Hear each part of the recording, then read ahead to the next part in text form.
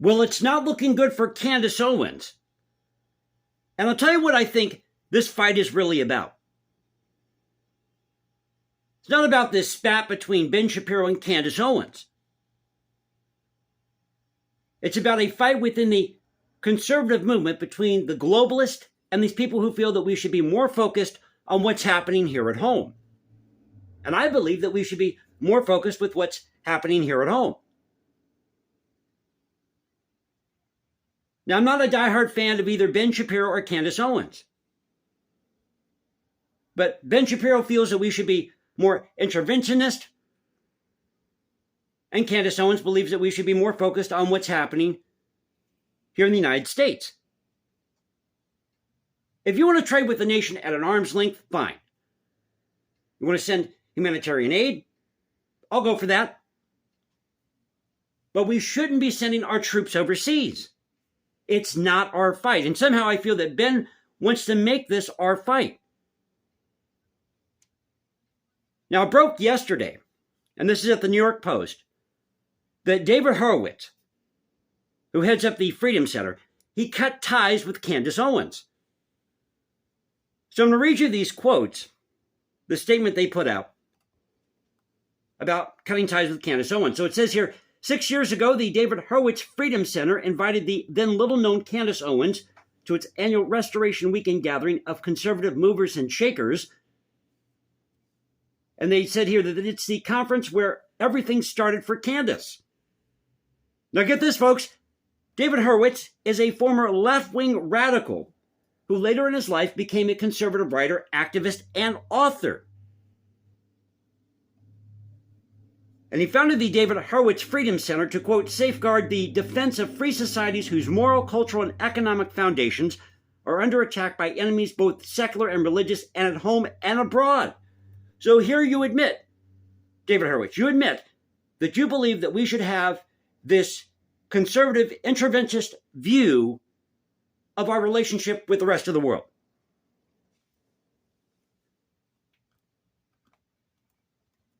They go on to say here, instead of focusing on the meaningful activism in defense of American values that brought her to our attention, Candace Owens has become obsessed with her own fame, stirring up drama to compensate for a lack of real achievement. Now, I think that's a really low blow. That's not what she's doing here. I saw the interview with Tucker. Now, when you get to that position, of course, you're going to want to have your stronghold in whatever media outlet that you have or that you create. I can completely understand that. But to say that she is obsessed with her own fame, that she's trying to stir up drama, that's not the case here. And it was Ben Shapiro who called her, disgraceful, or said that her actions were disgraceful. Said she was a faux sophisticate. Well, that's a good way to talk about a colleague.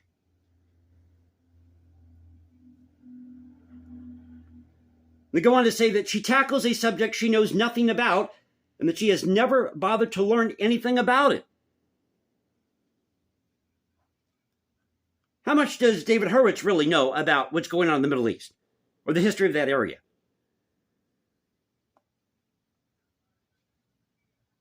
And they also accused Owens of riding the backlash by playing the victim to generate more fame and money.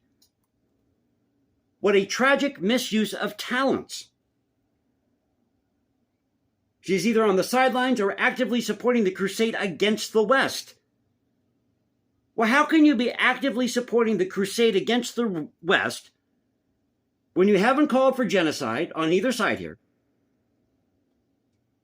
when you haven't dissed America,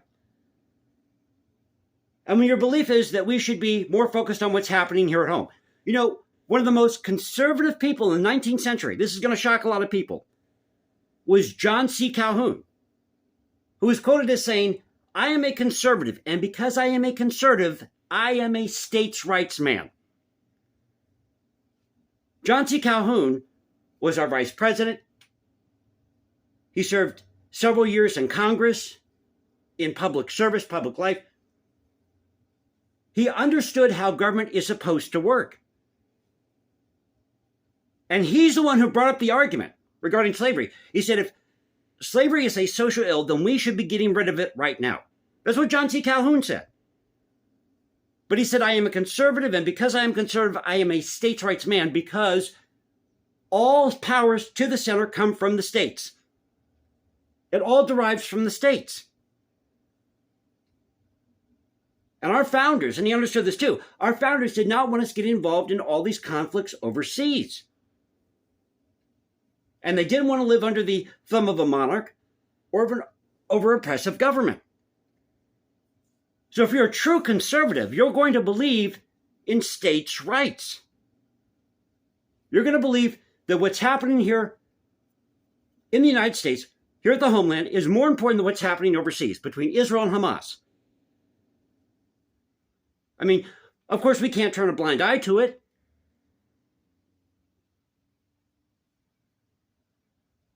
But to me, this is just, this is insanity here.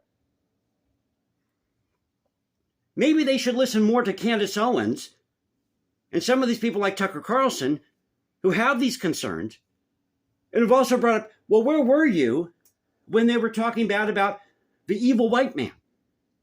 Where were you? Letting this all fester in these college campuses for years, for decades. So hopefully there'll be an end to this sometime soon. Who knows? But I thought I'd come here, talk about this. Hope you enjoyed the video. If you did, you know what to do. You can also follow me on Instagram, #JasonComposes, because I write music in my spare time. Or you can find me at X, Culture Confederacy, at CultureConfed1 on X. This is the Culture Confederacy saying peace out. Stay safe, everybody. God bless this thing called the United States. And you know how we do it here. This is where the past crashes with the present. I'll catch you next time. And you all have a great Tuesday.